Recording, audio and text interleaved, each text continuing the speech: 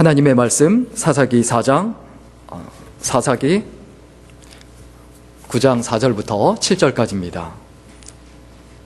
우리 4절부터 7절까지, 4절부터 7절까지 우리 한 목소리로 같이 읽겠습니다. 그때 라피도세 아내 여선지 드보라가 이스라엘의 사사가 되었는데 그는 에브라임 산지 라마와 베델 사이 드보라의 종려나무 아래 거하였고 이스라엘 자손은 그에게 나아가 재판을 받더라. 드보라가 보내어 아비노함의 아들 바락을 납달리 게데스에서 불러다가 그에게 이르되 이스라엘 하나님 여호와께서 이같이 명하지 아니하셨느냐 이르시기를 너는 납달리 자손과 스불로 자손 1만 명을 거느리고 다볼산으로 가라. 내가 야빈의 군대 장관 시스라와 그 병거들과 그 무리의 기송강으로 이끌어 내게 이르게 하고 그를 내 손에 붙이리라 하셨느니라. 아멘. 살아계신 하나님, 이 시간에도 주님의 세미한 음성에 귀를 기울이며 하나님의 뜻을 발견하며 하나님의 말씀을 품고 살아가기를 소원합니다. 세상 일로 흐트러지고 분주한 마음 추스리게 하시고 오직 하나님께만 초점을 맞추게 하셔서 하나님의 말씀을 깨닫게 하시고 우리의 마음에 새기게 하시고 이 말씀대로 살아가며 이 말씀이 곧 우리의 습관이 되며 살아가는 모습이 되며 우리의 인색이 될 수 있도록 인도하여 주옵소서. 감사드리며 예수님의 이름으로 기도드렸습니다. 아멘. 오늘은 약한 자를 쓰시는 하나님, 약한 자를 쓰시는 하나님이란 제목으로 함께 하나님의 말씀 나누겠습니다. 2002년 미국에서 개봉한 영화 중에 세렌디피티라는 영화가 있습니다. 세렌디피티라는 영화인데 오늘 아마 설교 중에 아주 지겹도록 이 세렌디피티라는 단어를 들으셔야 될 겁니다. 오늘 너무너무 중요한 단어고 이 단어가 어떤 핵심이 되고 키포인트가 되기 때문에 굉장히 좀 마음속에 새기고 기억을 해야 될 것 같습니다. 이 영화가 어떤 영화냐면 달콤한 뉴욕의 그 크리스마스 이브에 전부 다 사랑하는 사람들의 그 선물을 사기 위해서 백화점으로 몰려들었습니다. 그런데 그 백화점에 조나단이라고 하는 사람하고 그 세라라고 하는 그 두 사람이 이 세일하는 물건을 막 잡다가 마지막 남은 장갑이 있습니다. 그것을 서로 잡으려다 하다가 둘이 눈이 맞습니다. 그래서 거기에서 아주 그냥 달콤하고 황홀한 그 몇 시간 아주 행복한 데이트를 해요. 아이스크림을 먹고 맛있는 식사를 하고 그래서 몇 시간 동안 거기서 이렇게 보내게 되는데 서로 그렇게 마주쳤으면 보통 어떻게 합니까? 계속 만나야 되지 않습니까? 그런데 그 여자 쪽 그 세라라는 이 사람의 특징이 뭐냐면 운명을 믿어요. 만약 진짜 사랑하는 사람이라면 서로 이름도 안 물어봤는데 이름도 모르고 연락처도 모른다 할지라도 우리는 반드시 만날 것이다 라는 그런 어떤 생각을 가지고 있어요. 그래서 그 남자 쪽이 제안을 합니다. 우리 전화번호를 좀 이렇게 교환하자라고 하면서 $5짜리 지폐에다가 거기다 자기 이름하고 전화번호를 써서 줬습니다.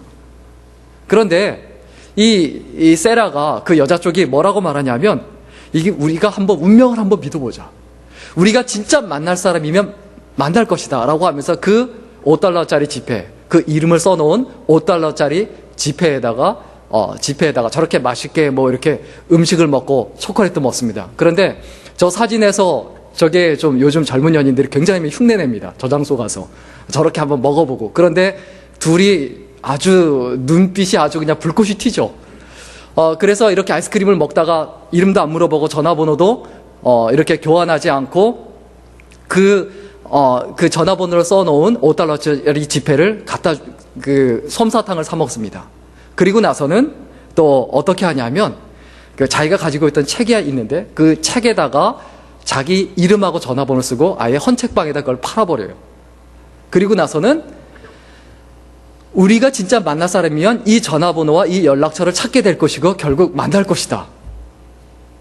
그리고 나서는 이제 헤어지죠. 그리고 각자의 삶에서 이렇게 흩어져서 계속 살아가는데 막 정신없이 막 살아가요.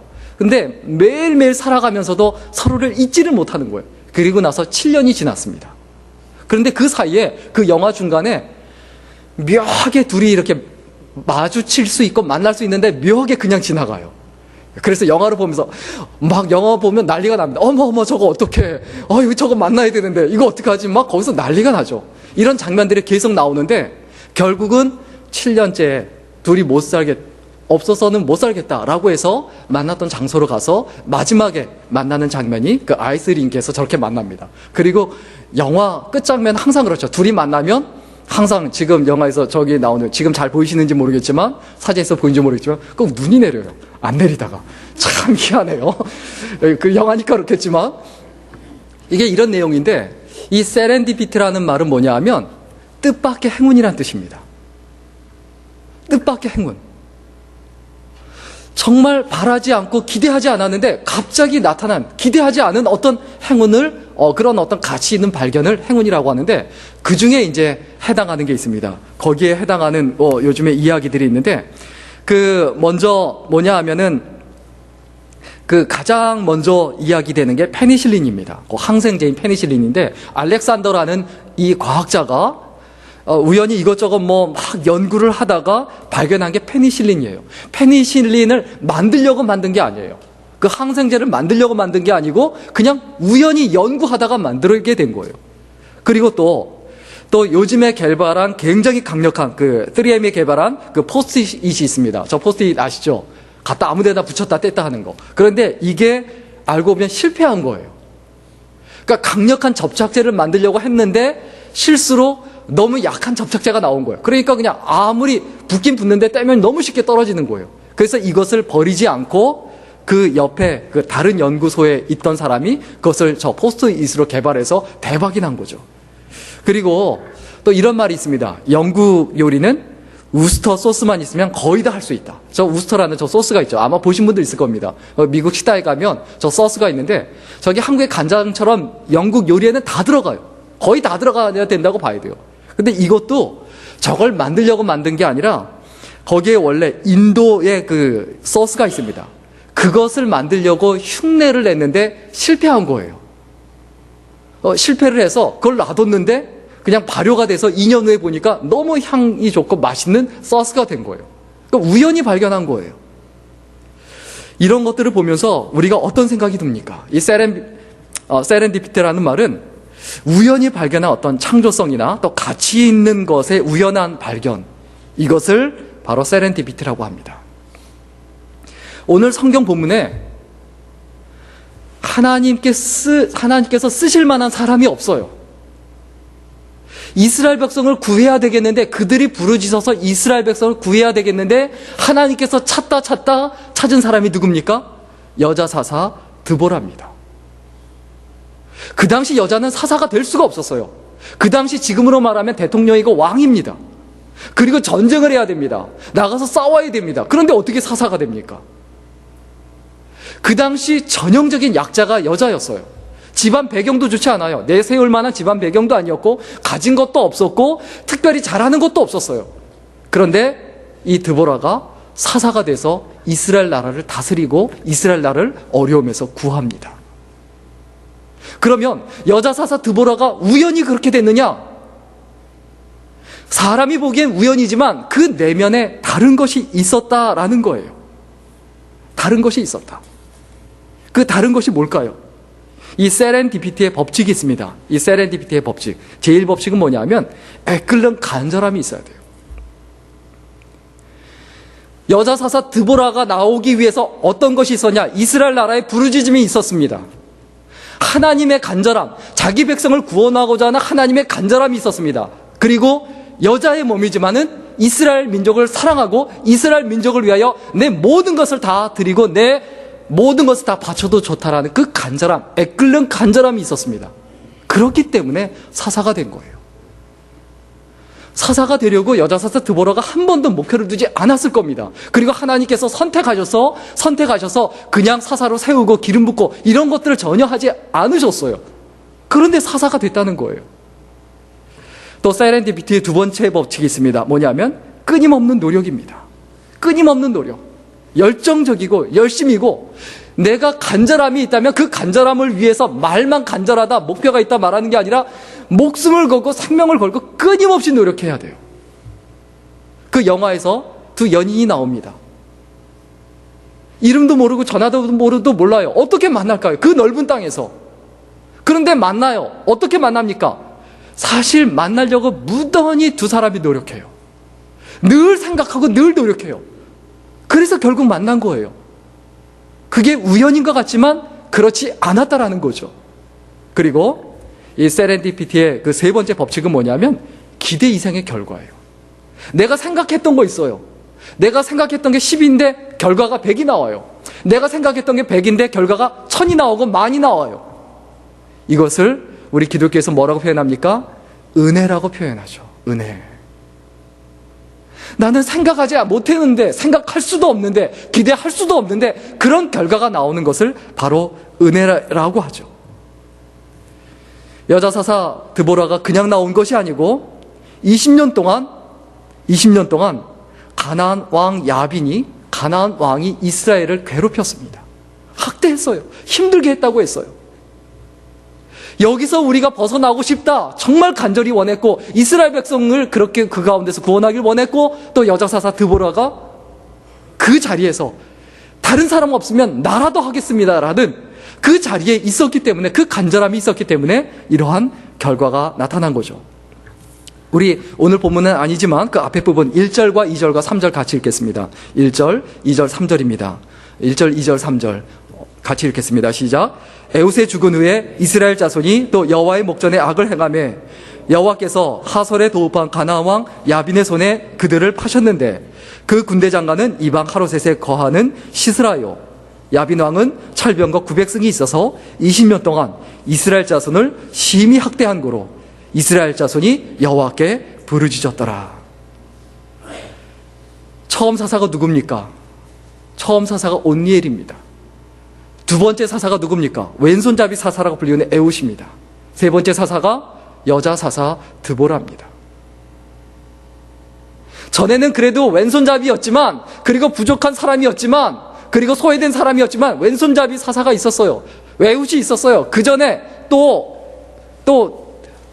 다른 사람이 있었고 다른 사람이 있었는데 다 남자였어요. 그런데 이스라엘 백성이 하나님 앞에 악을 행합니다. 그 악 때문에, 그 죄 때문에 그들이 고통을 당합니다. 몇 년 동안요? 20년 동안. 어떻게 학대를 당했다고요? 심히 학대를 당했다. 여러분, 학대 당해보셨어요? 가정에서 시어머니한테 학대 당해도, 시집살이 해도 그것조차도 힘든 건데, 하물며 강대한 나라가, 철병거가 있는, 그 당시 철 자체가 귀한데 철병거가 있는 나라가 그 백성들을 학대할 때, 그 고통이 20년이나 지속될 때 얼마나 고통스러웠겠습니까? 그때 그들 가운데 구원한 사람이 누구냐? 여자 사사 드보라입니다. 그런데 희한한 것은 여자 사사 드보라는 직접 전쟁에 참여하지도 않습니다. 그 자리에 있기만 합니다.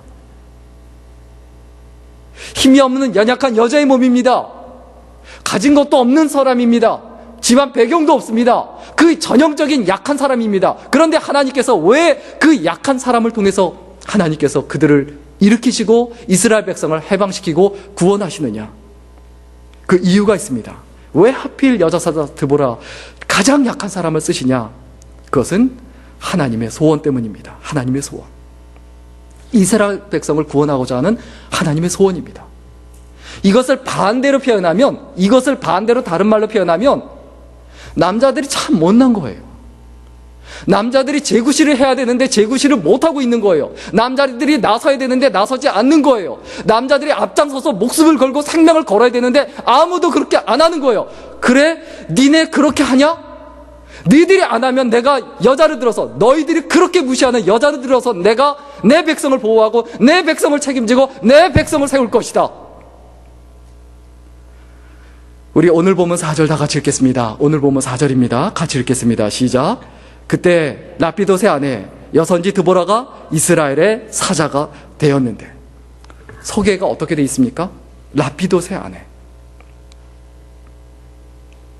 한 사람의 부인일 뿐이라는 거예요. 그냥 아녀자일 뿐이라는 거예요. 왜 라피도시 사사가 되질 않고 왜 여자 사사 드보라가 되었는가?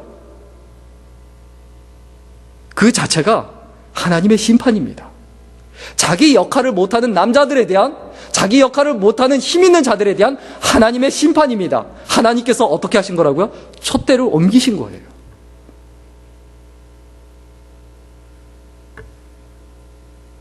남편이 제 역할을 못하면 아내가 해야 되고, 아내가 제 역할을 못하면 자식이 하는 수밖에 없습니다.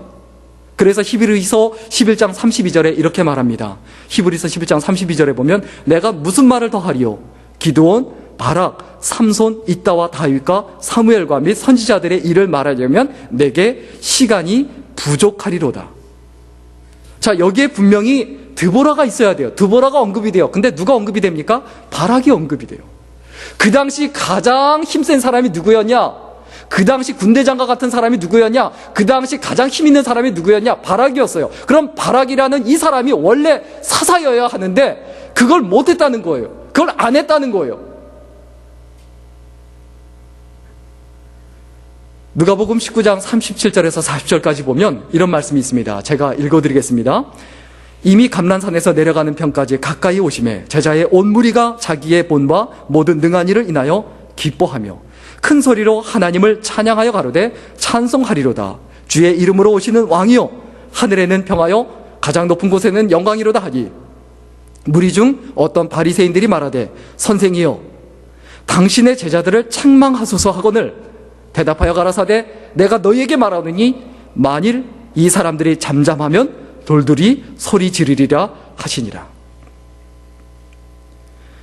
예수님의 제자들이 하나님을 찬양합니다. 하나님을 높입니다. 그러니까 주위에 있던 사람들이 바리새인들이 뭐라고 말합니까? 당신의 제자들 너무 시끄럽습니다. 좀 조용히 좀 시켜주십시오 라고 하니까 예수님께서 뭐라고 말씀하십니까? 제자들이 찬양하지 않으면, 하나님의 백성들이 하나님을 찬양하지 않으면 돌들이라도 일어나서 소리 지를 것이다. 우리가 살아가는 인생과 삶에서 자기 역할을 감당해야 됩니다. 하나님의 백성이 하나님을 찬양하지 않으면 누가 찬양합니까? 하나님은 우리의 찬양을 들으시기를 원합니다. 하나님께서 우리가 우리의 역할을 하시기를 원합니다. 그러면 우리가 우리 역할을 해야 되죠. 내가 내 역할을 해야 되죠. 남자의 본질은 뭡니까? 재밌게 살고 즐겁게 사는 게 남자의 본질입니까? 남자의 본질, 정확하게 말하면 남편의 본질은 가정을 책임져야 돼요. 그런데 요즘 남자들이 어떻습니까? 청년들 보면 답답해요. 속 터져 죽겠어요. 실제로 여론조사를 해보면 네가 결혼할 그 여자가, 아내가 직업이 있었으면 좋겠냐 없었으면 좋겠냐 물어보면 몇 %가 있었으면 좋겠다라고 말할까요? 90%요? 100%래요. 100%. 저도 90%. 그러면 그거는 또 그렇다 쳐요. 그거는 그렇다 쳐요. 아니, 저는 놀랐어요. 그 진짜 설문조사 결과로 100%예요. 더 충격적인 건 뭐냐면, 그러면 아내가 당신하고 연봉이 비슷하거나 더 높은 것에 대해서는 어떻게 생각하냐? 아주 좋다나 좋다가 70%래요. 아니 그렇게 못났나? 그게 그렇게 좋나? 야, 내가 능력 있는 아내를 만났다. 옛날에는 아내 쪽이 그랬지 않습니까? 내가 능력 있는 남편 만났다. 이렇게 되는데 요즘 어떠냐면 내가 능력 있는 아내를 만났다. 너무 좋다. 이런다는 거예요. 야, 참 이게 지금 너무 좋아하는 분들 계시는 것 같은데, 우리가 살아가는 삶에서 남자가 좀 못하더라도 좀 연봉이 좀 적더라도 어떻게 해야 됩니까? 사실 저는 그런 부류입니다. 못 벌더라도 큰 소리 항상 뻥뻥 칩니다. 걱정하지 마. 나만 믿어. 내가 다 할게. 직장 그만두고 싶으면 그만둬. 내가 할게. 근데 안 그만두더라고요. 우리가 살아가는 인생에서 좀 남자가 최소한 배짱이라도 좀 있어야 될 거 아닙니까? 그렇지 않으세요? 그래야 그게 용기가 되고 힘이 되는데, 교회에 어려움이 있다. 어떻게 합니까? 남자 집사님들이 걱정하지 마시라고. 진짜 이번에도 좀, 그런 남자 집사님들 좀 뵈면서, 야, 너무 좋더라고요. 책임을 지든 안 지든 그건 두 번째 문제예요. 일단 큰 소리 뻥뻥 치니까 너무 좋은 거예요. 여러분, 남자들이 일단은 소리만 지르지 말고, 큰 소리 치는 것과 소리 지르는 건 큰 소리 치는 것과 소리 지르는 거 다른 겁니다. 좀 큰 소리 치세요. 내가 하겠다. 악만 쓰지 말고, 내가 하겠다. 내가 담당하겠다. 그리고 노력하면 되지 않습니까? 교회의 본질은 뭡니까? 교회의 본질은 뭡니까? 교인의 본질은 교회를 책임지는 거예요. 그런데 교회의 본질은 교회를 책임지는 게 아니라 교회의 본질은 세상을 책임져야 돼요. 그 사회, 그 시대를 책임져야 돼요. 교회가 어떤 마음을 가져야 합니까? 이 시대를 우리 교회가 책임지게 하소서. 이 시대에 없어서는 안 되는 교회가 되게 하소서. 이 시대의 도덕성, 이 시대의 영성, 이 시대에 필요한 모든 것들, 가정에 필요한 것, 사회에 필요한 모든 것, 우리 교회가 책임지게 하소서. 좀 이렇게 호연지기로 하죠. 이런 어떤 배짱이 있어야 되는데, 예수 믿는 사람이, 뭐, 우리 교회 교인이 몇 명밖에 안 되는데요. 저기 뭐 큰 교회 있는데요. 그 교회에서 알아서 하겠죠.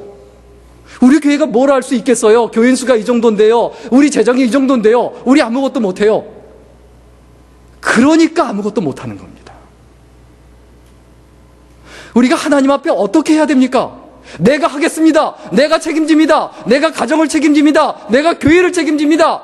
우리 교회가 이 시대를 책임집니다. 이것이 우리들의 기도 제목이 될 수 있기를 주의 이름으로 간절히 축원합니다. 여러분, 우리가 하나님 앞에서 세상에 대해서 교회가 가지고 있는 그 책임이 있는데, 책임을 지기는커니 교회가 점점 어떻게 됩니까? 손가락질거리가 되지 않습니까? 그래도 옛날에는 교회가 세상을 비웃었어요. 손가락질했어요. 저렇게 타락한다? 그런데 지금은 어떻습니까? 교회가 반대로 손가락질거리예요.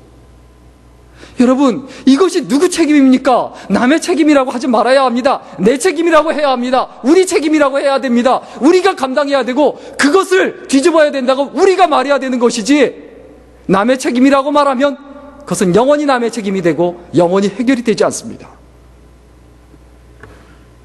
기독교가 이 미국 사회에서 제 역할을 못하자 미국 사회를 지켜줄 대안으로 다른 종교가 떠오르기 시작했어요. 아주 급격하게. 어느 종교인지 아세요? 이슬람교입니다. 백인 여성들이 특히 히잡을 이렇게 쓰고 이슬람교로 개종을 해요. 왜냐하면 미국 사회를 동성애로부터 지키지 못하고 비윤리적인 것으로부터 지키지 못하고 타락하는 것으로부터 지키지 못하니까, 기독교가 그것을 지키지 못하니까, 그럼 어떻게 하는 겁니까? 기독교로는 안 되겠다. 그러면 차라리 이슬람교를 선택해야 되겠다. 기독교가 교회를 지키지 못하고, 기독교가 가정을 지키지 못하고 이 시대를 지키지 못하니까, 그러면 이슬람교가 내 가정을 지켜줄까, 내 인생을 지켜줄까를 생각하게 된다는 거예요. 지금 이 미국 사회에 이슬람교가 급격하게 늘어났어요. 급격하게 늘어나고 있어요. 저희 집 근처에도 이슬람 사원이 있습니다. 그런데 거기에 보면 금요일 저녁 되면 사람이 이렇게 옷을 그렇게 입고, 그 이슬람 종교인들이 가지고 있는 그 옷을 차려입고 막 새까맣게 몰려들어요. 교통이 통제될 정도예요. 근데 그 숫자가 점점 늘어나요. 그리고 조금 한 블럭만 가면 교회였는데, 그 교회가 썰렁하다 싶었는데 어느 날 갑자기 이슬람 사원으로 바뀌었어요. 불과 얼마 전에. 여러분, 왜 이렇게 됩니까? 기독교가 왜 이렇게 해야 됩니까? 자기 역할을 못하기 때문에 그래요. 약해서 못한다. 약해서 못하는 거 아닙니다. 간절하지 않기 때문입니다. 우리는 하나님의 소원에 귀를 기울여야 합니다. 왜 우리가 진짜 약해지고 못 나집니까? 항상 내 소원에 귀를 기울이고 내 소원에 집중해서 그래요. 내 소원에 집중하기 때문에 하나님의 소원은, 하나님의 뜻은 우리하고 상관없이 된다라는 거죠. 우리가 하나님의 소원에 초점을 맞출 때 내가 이 시대의 여자 사사 드보라가 된다는 것, 이것을 잊지 말고 하나님께 쓰임받는 은혜가 있기를 주의 이름으로 간절히 축원합니다. 그 다음에 또한 중요한 게 있습니다. 왜 하나님께서 여자 사사 드보라를 쓰셨느냐? 그것은 하나님의 열심입니다. 하나님의 열정입니다.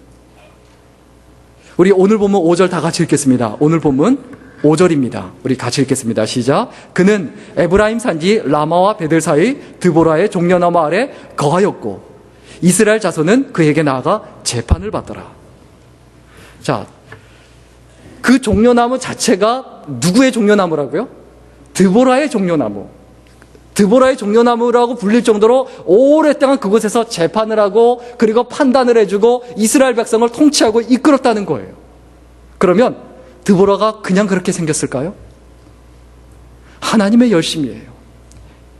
이스라엘 백성을 향한 쓸 수 있는 사람이 아무도 없어요. 그러면 내가 여자를 쓰겠다. 너희들을 못하면 이 사람을 쓰겠다. 그래서 쓰시는 거예요. 그것은 하나님의 마음과 하나님의 열정입니다. 날마다 우리가 하나님 앞에 기억해야 될 부분이 있습니다. 나는 연약하다.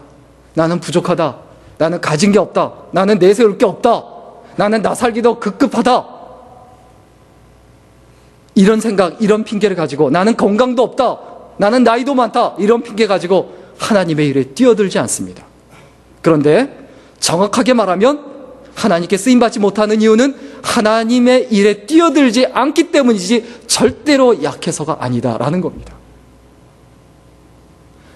여자사스 드보라가 내가 어떻게 남자들을 판단해요? 이스라엘 관습에 여자는 숫자에도 집어넣지 않습니다. 셀 때, 카운트를 할 때 여자는 숫자에 집어넣지도 않아요. 아이들도 숫자를 셀 때 20세 이하는 숫자에 집어넣지도 않아요. 그럼에도 불구하고 하나님께서 여자사사 드보라를 쓰신 이유가 뭡니까? 오늘날 우리에게 보여주시는 가르침이 있습니다. 너 약하다고 하지 마라. 너 여자라고 하지 마라. 너 나이 많다고 하지 마라. 너 못한다고 하지 마라. 네가 못하는 게 아니고 너는 못하는 게 아니고 너는 안 하는 거다.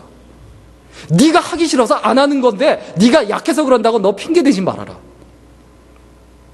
내가 하나님께 쓰임받는 것이 내가 약해서 그렇습니까?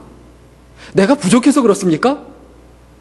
나는 IQ도 모자라는데요. 나는 학력도 없는데요. 나는 배운 것도 없는데요. 나는 가진 것도 없는데요. 그러면 하나님께서 뭐라고 하실까요?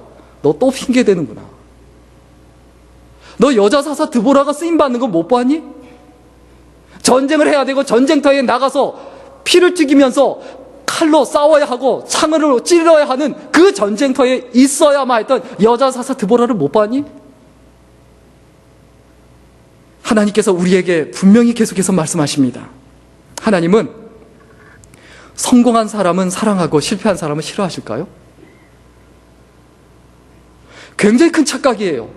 하나님께서 부자는 사랑하고 가난한 사람은 싫어하실까요? 아니지 않습니까?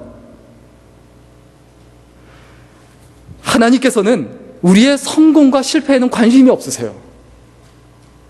하나님께서는 어디에 관심이 있느냐? 성공에 대한 태도, 실패에 대한 태도에 관심이 있으세요. 성공한 사람은 어떻게 해야 합니까?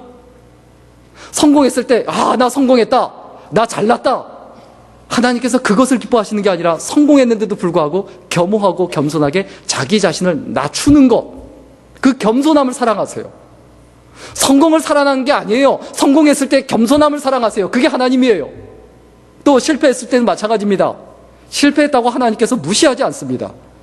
하나님께서 무엇을 사랑하실까요?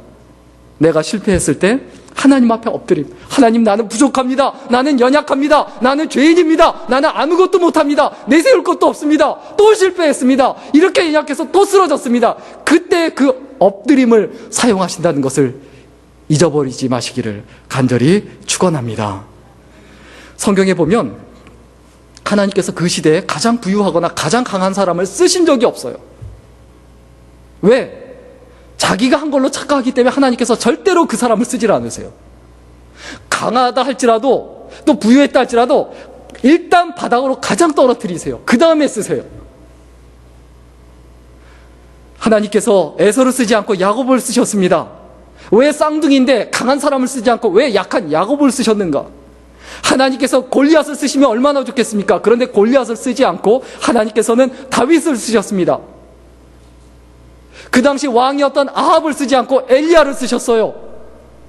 또 신약시대에도 그 로마의 황제였던 시제어를 쓴 게 아니라 가장 약하고 초라했던 그 어부인 베드로를 쓰셨어요. 가장 약한 자를 쓰시는 하나님, 그 하나님인데 내가 왜 약한 것이 왜 핑계가 됩니까? 내가 약하다라는 것 자체는 하나님께서 역사하시기 위한, 하나님께 은혜를 입기 위한 근거가 됐으면 됐지, 내가 겸손하고 더욱더 하나님께 낮아지고 하나님께 매달리기 위한 근거가 돼야 되는데 핑계가 돼요. 핑계. 나 이것 때문에 못해요. 저것 때문에 못해요. 우리는 하나님의 열심, 그 하나님의 열심을 기억해야 합니다. 베드로가 대단한 것이 아니었습니다. 하나님의 열심 때문에 그가 베드로가 됐어요. 엘리야가 대단한 것이 아니라 하나님의 열심이 그를 그렇게 하셨어요. 하나님의 열심이 여러분을 쓰시고, 여러분의 가정을 쓰시고, 저의 가정을 쓰시고, 우리들의 가정을 쓰시고, 우리 교회를 쓰시고, 그리고 하나님께서 우리의 인생 전체를 써주옵소서라고 우리가 하나님 앞에 간절히 기도하고 간구하고 매달리며, 그리고 그것을 믿고 살아가는 귀한 인생이 될 수 있기를 간절히 축원합니다. 마지막입니다. 하나님께서 왜 여자 사사, 약하디 약한 왜 여자 사사 드보라를 쓰셨느냐? 그것은 하나님의 은혜입니다. 은혜예요. 다른 걸로 설명할 수가 없어요. 그냥 그건 하나님 은혜예요. 여자 사사 드보라가 잘나서 쓰신 게 아니에요. 약한 자가 잘나서 쓰신 게 아니에요. 베드로가 잘나서, 엘리야가 잘나서, 엘리사가 잘나서, 모세가 잘나서 쓰신 게 아니라는 겁니다. 그건 그냥 하나님의 은혜입니다. 자기가 강하다고 생각하면 강한 사람은 어떻습니까? 내가 강하니까 하나님께서 쓰셨겠지. 그건 사람의 방법입니다. 하나님의 방법은 그렇지 않습니다. 저는 지금도 믿습니다. 가장 약한 분들을 통해서 우리 교회를 하나님께서 쓰실 것이다. 아멘이 없으신데 하나님께서 우리들을 통해서, 여러분이 강자라고 생각하시나 보죠? 하나님께서 우리들을 통해서 우리 교회를 쓰실 줄 믿습니다. 여러분, 오늘 본문 6절과 7절에 보면 이렇게 말합니다. 드보라가 보내어 아비노함의 아들 바락을 납달리 게데스에서 불러다가 그에게 이르되 이스라엘 하나님 여호와께서 이같이 명하지 아니하셨느냐? 이르시기를 너는 납달리 자손과 스불론 자손 1만 명을 거느리고 다볼산으로 가라. 내가 야빈의 군대장관 시스라와 그 병거들과 그 무리를 기송강으로 이끌어 내게 이르게 하고 그를 내 손에 붙이리라 하셨느니라. 하나님께서 승리하게 하실 것이다. 하나님께서 승리하게 하실 것이다. 이 바락이 어떤 사람입니까? 굉장히 강한 사람이었던 것 같아요. 그래서 그를 불러다가 네가 나가서 싸워라. 분명히 하나님께서 이기게 하실 것이다. 이렇게 말씀하시는데 그 다음 부분에 보면 바락이 어떻게 합니까? 나는 못합니다라고 말해요. 나는 못합니다. 그러면 당신이 나와 함께 가면 내가 가겠습니다. 이렇게 말을 해요. 그 얘기는 뭡니까? 하나님의 은혜가 여자 사사 드보라를 통해 나타난 걸 계속 봤거든요. 하나님의 은혜가 누굴 통해 나타난다고요? 여자 사사 드보라를 통해서. 교회에서 누가 주도권을 가집니까? 은혜의 통로가 되시는 분, 축복의 통로가 되시는 분, 하나님의 역사하심의 통로가 되시는 분, 하나님 앞에 낮아져서, 철저히 낮아져서 하나님께 쓰임받기를 원하시는 분, 그분을 통해서 하나님께서 역사하실 줄 믿어야 합니다. 여러분, 하나님의 목적은 절대로 인간의 힘과 인간의 수단에 의해서 무너지지 않습니다. 철병거 900대가 아무리 강하고 많다 할지라도 그것 때문에 이스라엘 백성이 사라지지 않습니다. 애굽의 군대가 아무리 강하다 할지라도 절대로 이스라엘 백성을 죽이고 무너뜨릴 수가 없었습니다. 그들을 막고 있던 것 같았던 홍해바다가 오히려 그들을 보호했고 그들을 지켰습니다. 내가 살아가는 인생에서 내 인생의 장벽인 것 같고 내 앞길을 막는 것 같은 그것들이 오히려 나를 보호하고 나를 지켜주시는 하나님의 수단인 줄 믿으셔야 합니다. 홍해 때문에 답답할 수 있습니다. 여리고성 때문에 답답할 수 있습니다. 요단강 때문에 답답할 수 있습니다. 그러나 그것은 하나님의 은혜의 통로일 뿐이다. 이것이 우리의 믿음이어야 합니다. 프랭클린 루즈벨트 대통령의 그 별명이 희망의 아이콘입니다. 희망의 아이콘. 이 미국이 경제 대공황에 빠졌을 때, 1920년대 경제 대공황에 빠졌을 때 절망에 빠져 있는데 그들에게 희망과 용기를 준 사람이에요. 그런데 이 루스벨트 대통령이 원래 소아마비여서 다리를 절었어요. 굉장히 약한 사람이었죠. 그런데 1920년 대통령 선거에서 부통령 후보로 지명됐지만 패배했어요. 또 중요한 건 뭐였냐면 그렇게 패배를 했는데 여름의 별장에서 찬물에 떨어져서 하반신을 아예 저는 게 아니라 아예 하반신이 마비가 됩니다. 그래서 그 당시 휠체어도 없었어요. 그래서 휠체어를 그 다음 사진에 보시면 휠체어를 만든 거예요. 저게 지금도 남아있는 루스벨트 대통령 휠체어. 그냥 의자 뜯어서 그냥 저 바퀴를 붙여갖고 만든 거예요. 그러면 왜 저렇게 못난 루스벨트 대통령을 왜 대통령으로 선출했을까요? 희망의 아이콘이에요.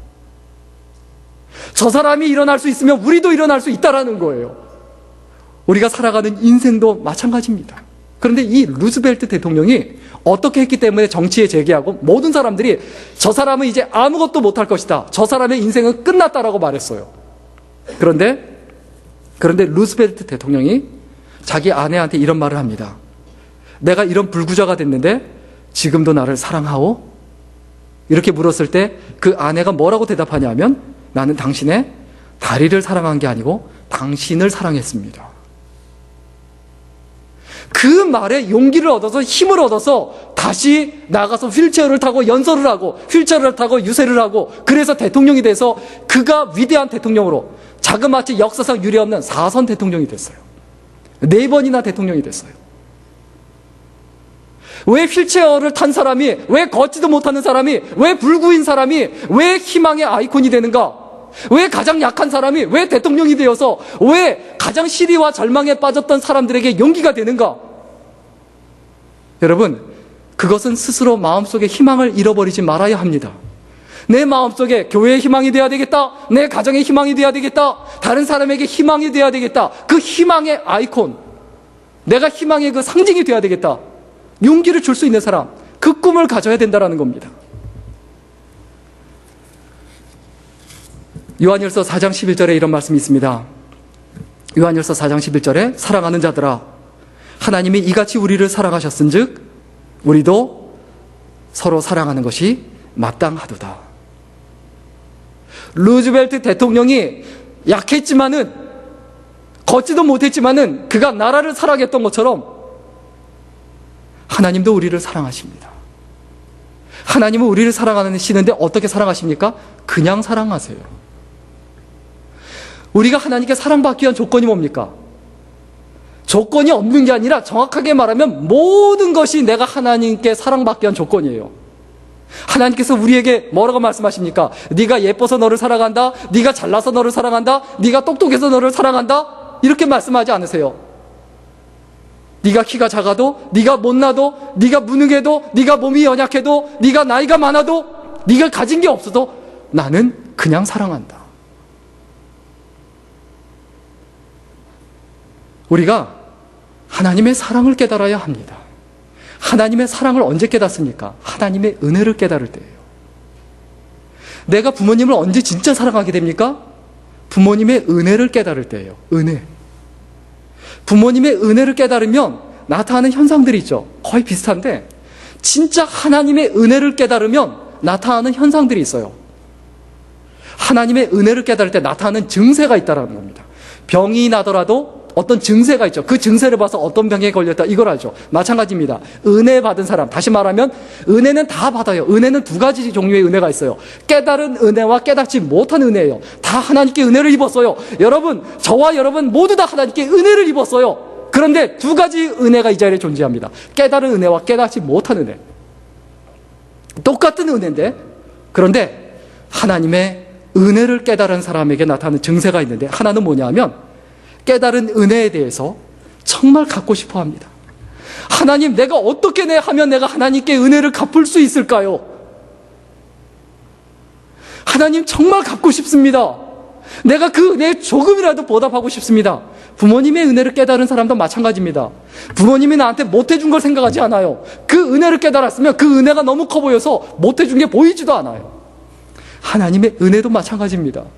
하나님, 나를 왜 이렇게 태어나게 하셨나요? 하나님, 나는 왜 이런 부모님 밑에서 자라나게 하셨나요? 나는 왜 이런 나라에서 태어나게 하셨나요? 그렇게 불평하지 않는다는 거예요. 하나님의 은혜를 깨달으면, 하나님의 구원의 은혜를 깨달으면 그냥 보답하고 싶습니다. 그리고 2번째 증세는 뭐냐면 아무리 갚아도 내가 다 갚았다는 생각이 안 듭니다.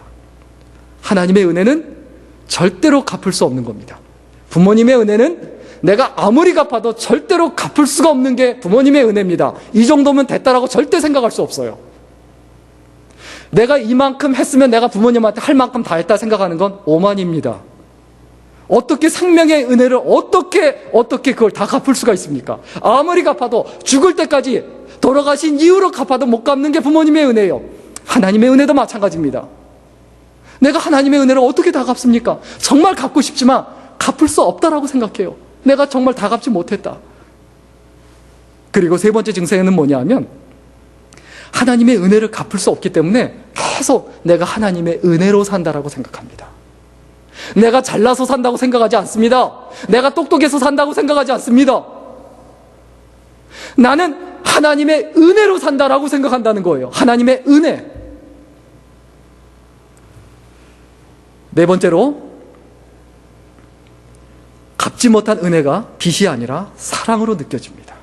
사랑. 내가 빚을 졌다. 그래서 내가 좀 빚쟁이한테 그 빚에 억눌리는 것처럼 그렇게 살아가는 것이 아니라 내가 이 사랑을 어떻게 좀 보답할 수 있을까? 사랑으로 느껴진다는 거예요. 그리고 다섯 번째, 은혜를 깨달은 사람의 전형적인 특징, 다른 사람들에 대해서 너그러워집니다. 좀 부족한 사람에 대해서, 나한테 실수하는 사람에 대해서, 나한테 잘못하는 사람에 대해서 좀 넉넉하고 너그러워져요. 은혜를 못 깨달으면 아주 마음이 좁아져요. 옹졸해져요. 그래서 잘 삐지고 잘 토라지고 잘 등 돌려요. 하나님의 은혜를 깨달은 사람이 어떻게 삐집니까? 여러분, 내가 자꾸 사람한테 삐지고 사람한테 자꾸 등 돌린다. 깊이 생각해 봐야 합니다. 내가 과연 하나님의 은혜를 깨달은 사람인가? 심각하게 고민해 봐야 합니다. 다른 사람이 나한테 상처난 말 한마디 했다라고 해서 그것 때문에 그냥 속상해서 그냥 일주일 내내 살아가면서 그거에 맺혀서 그냥 스트레스를 받아서. 근데 그게 어떻게 할 때 해결이 됩니까? 근데 사람이 꼭 그래요. 나도 한번 해줘야 해결이 되죠. 그 바보 같은 삶이에요. 그럼 또 오죠, 거기서. 뭐 하려고 그렇게 삽니까? 야, 내가 하나님께 받은 큰 은혜가 있는데, 그러니까 신경 안 쓴다는 거예요. 그 다음에 여섯 번째, 하나님의 은혜를 깨달았을 때 나타나는 증세가 있습니다. 뭐냐 하면, 누군가에게 조건 없이 베풀어주고, 그리고 나서도 여전히 미안해요.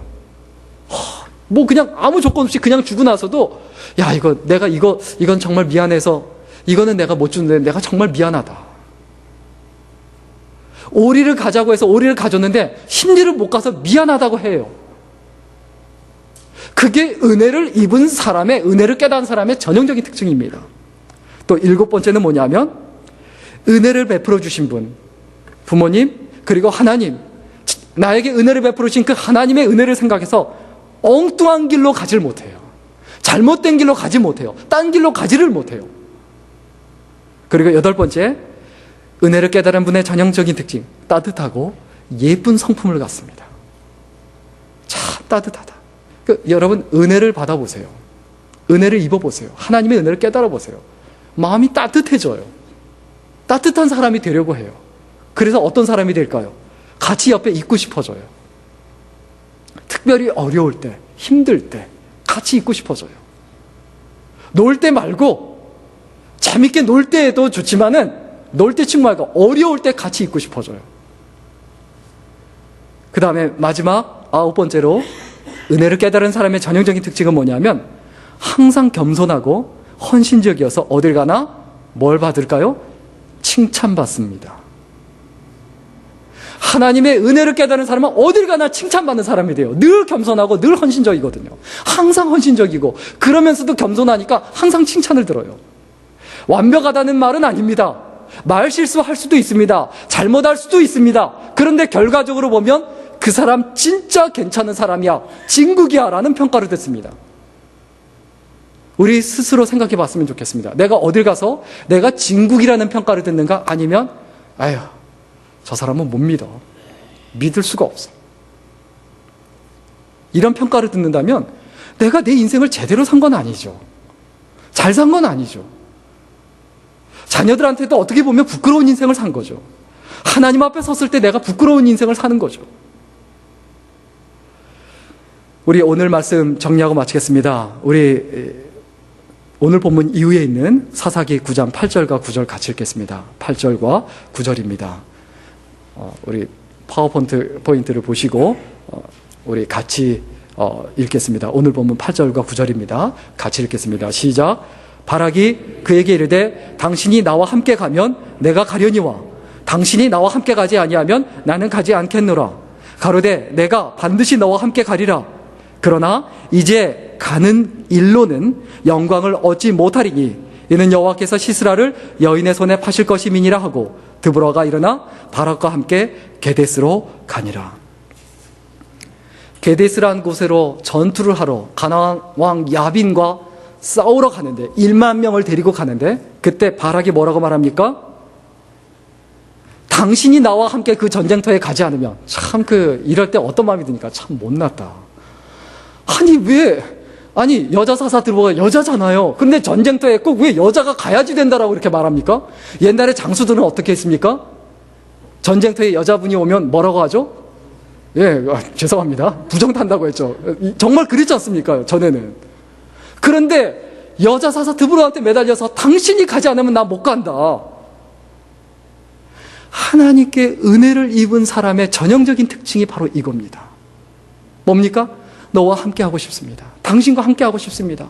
당신이 나는 있어야 내가 살 수 있을 것 같습니다. 당신이 믿음직스럽습니다. 이게 은혜를 입은 자의 특징이에요. 하나님의 은혜를 입은 자. 또 거기에 보면 또 뭐라고 말합니까? 여자사사 드보라가 반드시 너와 함께 가리라. 전쟁터에도 불사하는 거예요.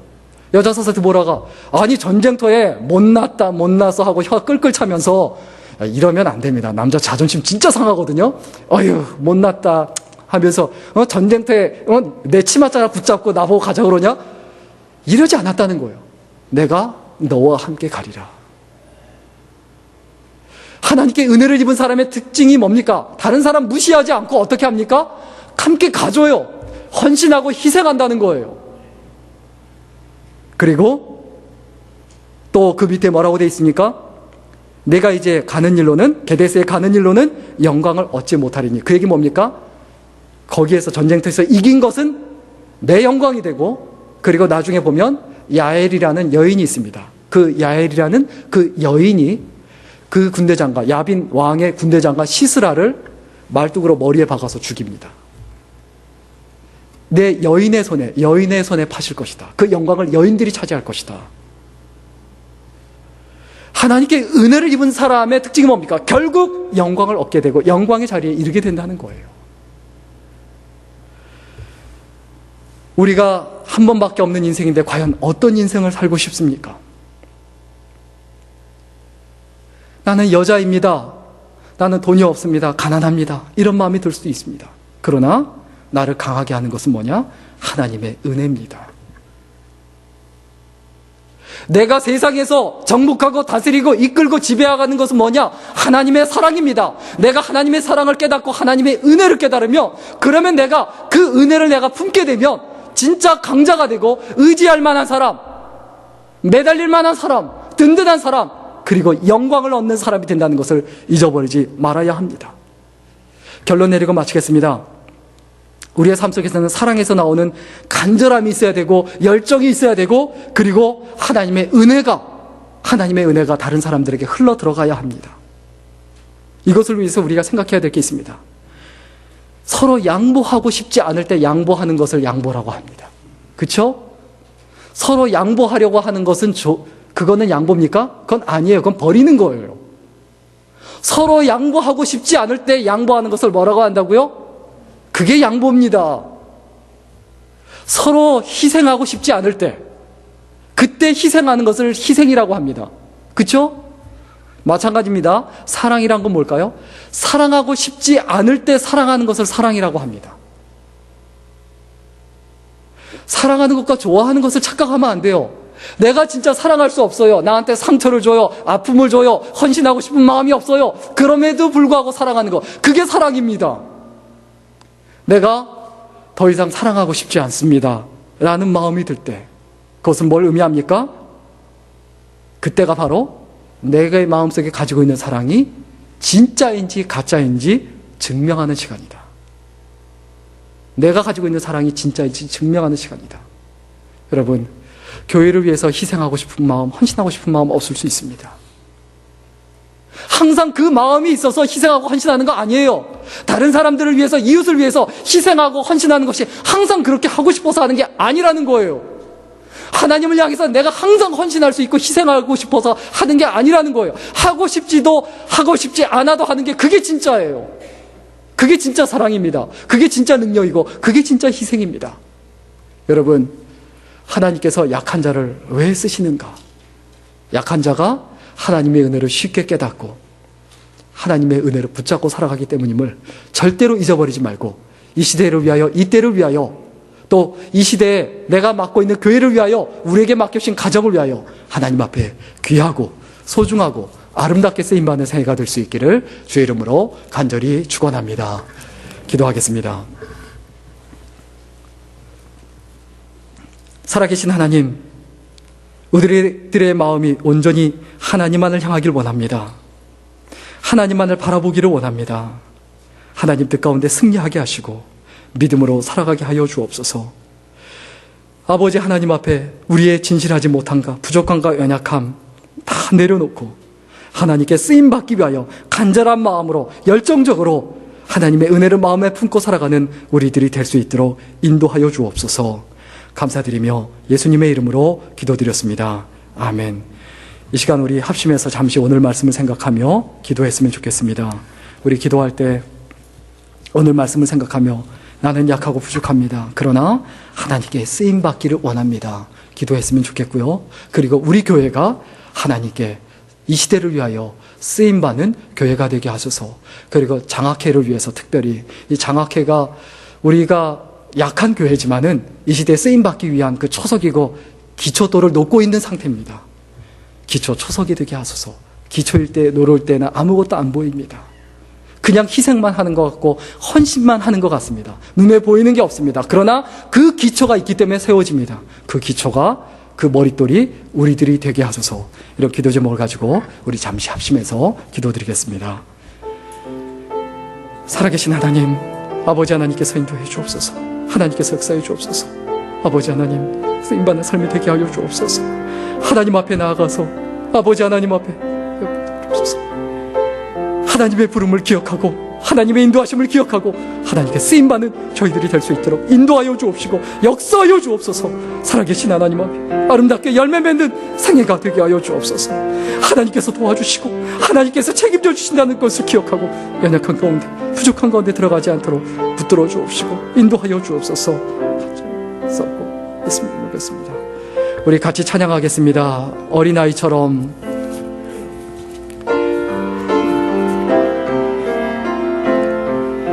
어린아이처럼, 어린아이처럼 그저 오라 하시네, 오라 하시네. 나를 잡아주시네, 나를 잡아주시네.